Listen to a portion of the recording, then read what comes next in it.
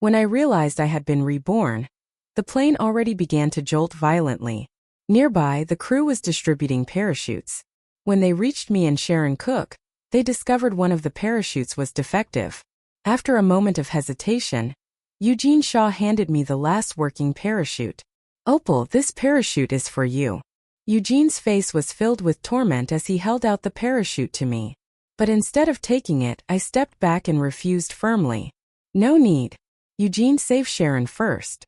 This time, I wasn't going to carry the weight of someone else's life. I was going to live for myself. Eugene exhaled deeply at my words, relief washing over his face. He looked at me for a moment, his furrowed brow finally smoothing out, and even a hint of joy slipped into his voice. Without hesitation, he pulled Sharon to his side and secured the parachute on her back. "Opal, you're my fiancé, so I should have saved you first. But since you've asked me to save Sharon, I won't let you down." With that, he grabbed Sharon and leapt from the plane without even sparing me a final glance, as if afraid I might change my mind. How absurd. Did he think everyone was as selfish as he was? In the previous life, he made the same choice to give me the last parachute and stay by my side, leaving Sharon alone on the plane. Even though we landed safely and immediately called for rescue teams, it didn't matter. From such a high altitude, with the plane crashing, Sharon's body was never found. At first, when Eugene heard about Sharon's death, he didn't react at all. Even when he spoke to me, his tone was cold. She was just someone insignificant. Even when I was grieving, Eugene managed all of Sharon's funeral arrangements by himself. The only request he made was to ensure she wasn't buried in some random cemetery.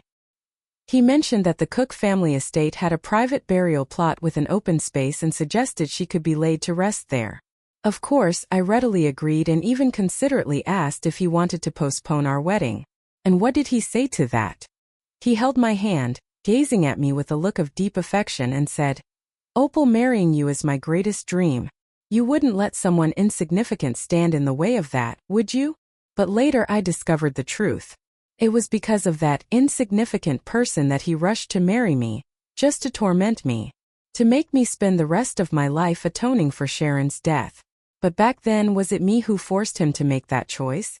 Did I insist he choose me? No. So how was her death my fault? This time, I decided to give the chance of survival to the person he loved most. He should be grateful to me for it.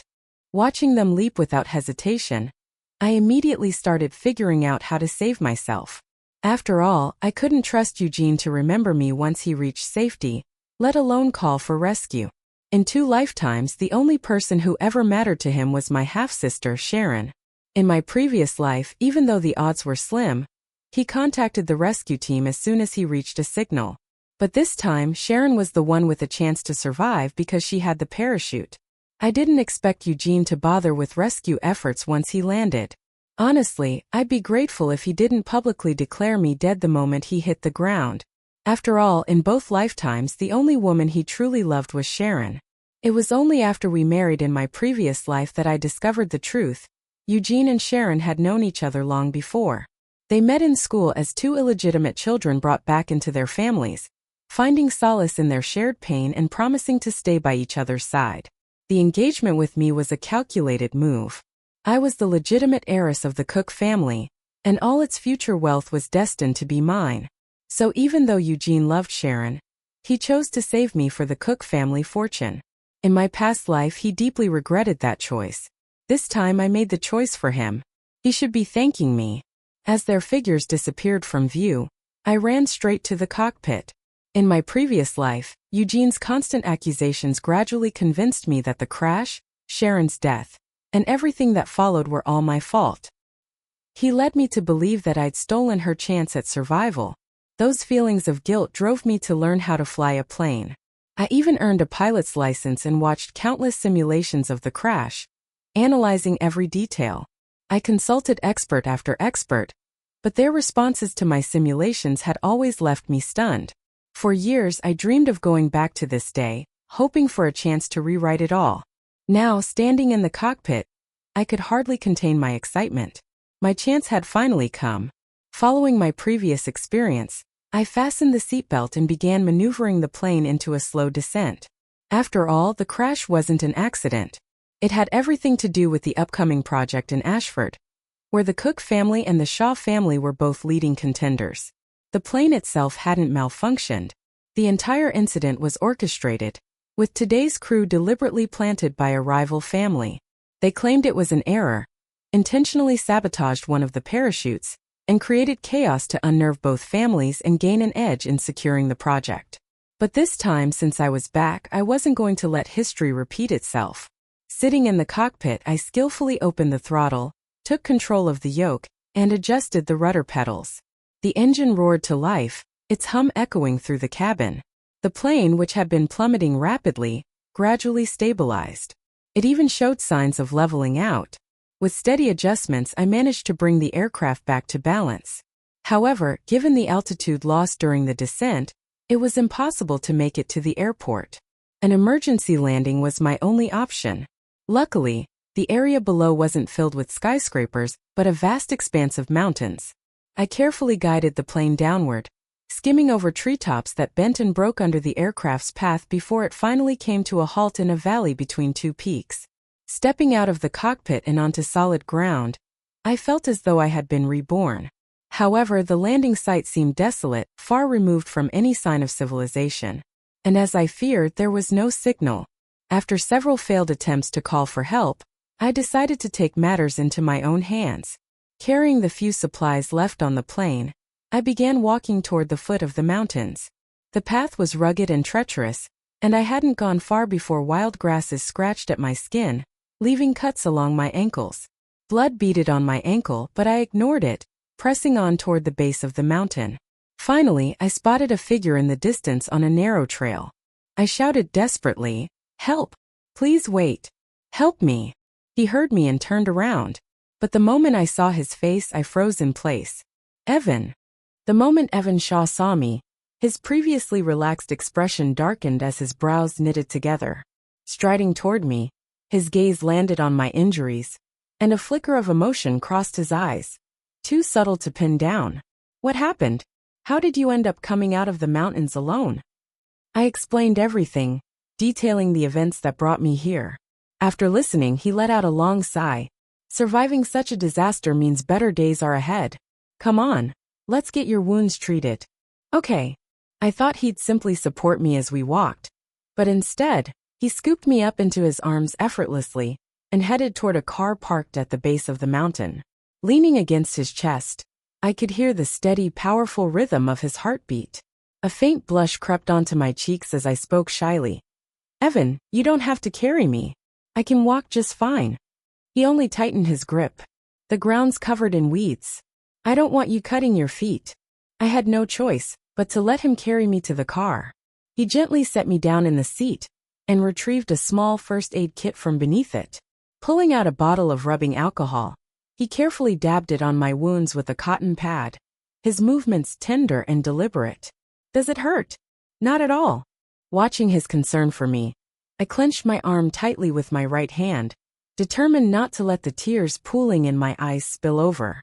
The memory of my previous life hit me like a cold wave. I remembered the early days of my marriage to Eugene.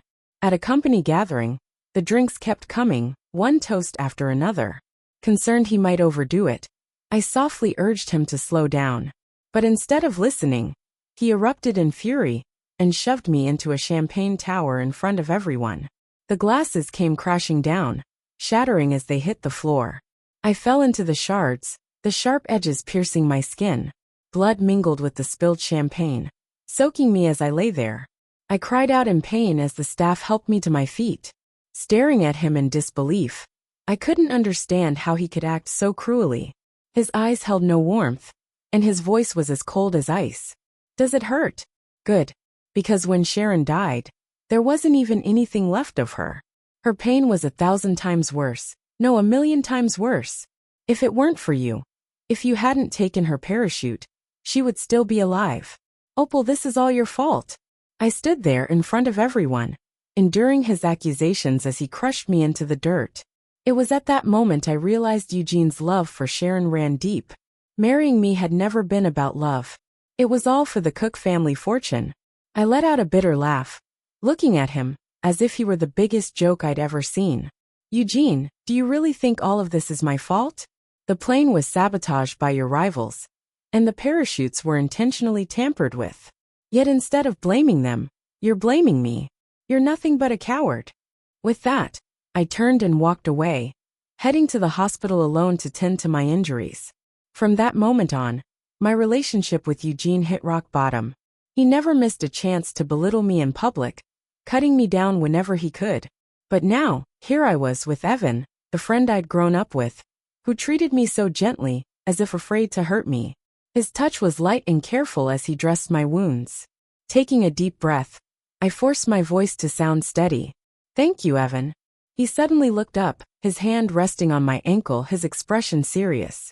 Opal, maybe you and Eugene aren't meant to be, but the engagement between the Shaw and Cook families can still continue.